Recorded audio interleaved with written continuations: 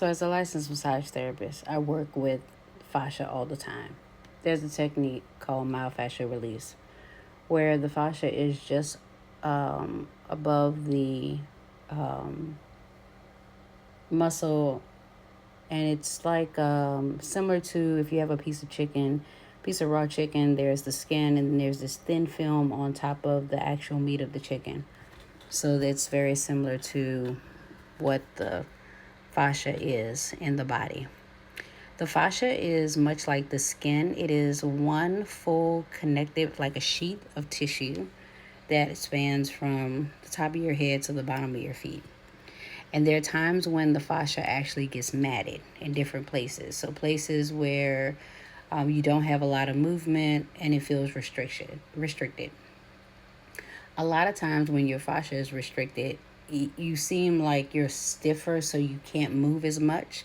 And it's because that area has probably gotten matted, or you may not have enough strength in the muscle to be able to support those types of movements.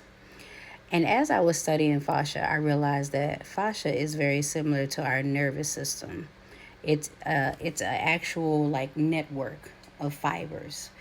And so what I'm starting to really expand on is that if our blood is a network of tissues, and if our nervous system is a network of tissues, and if our fascia is a network of tissues, then that means that each of those can be regulated in a certain way, in specific ways.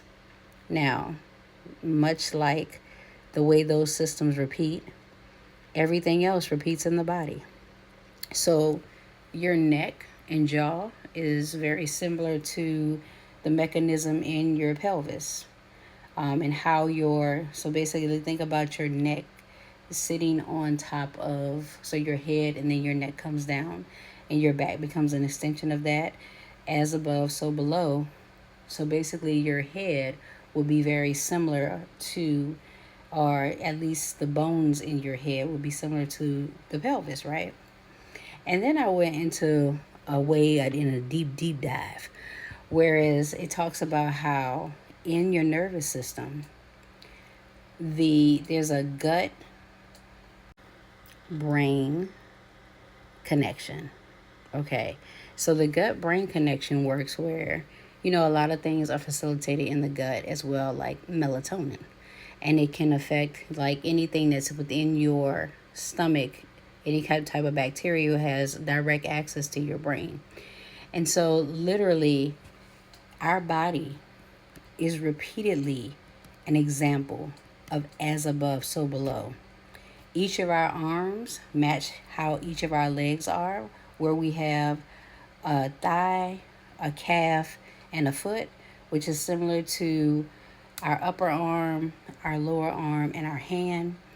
So when you think about the body and you think about the things that's going on in the body, understand that how one part of the body is being affected, so is the other part of the body. Just like for more, because I'm going to come back a little deeper.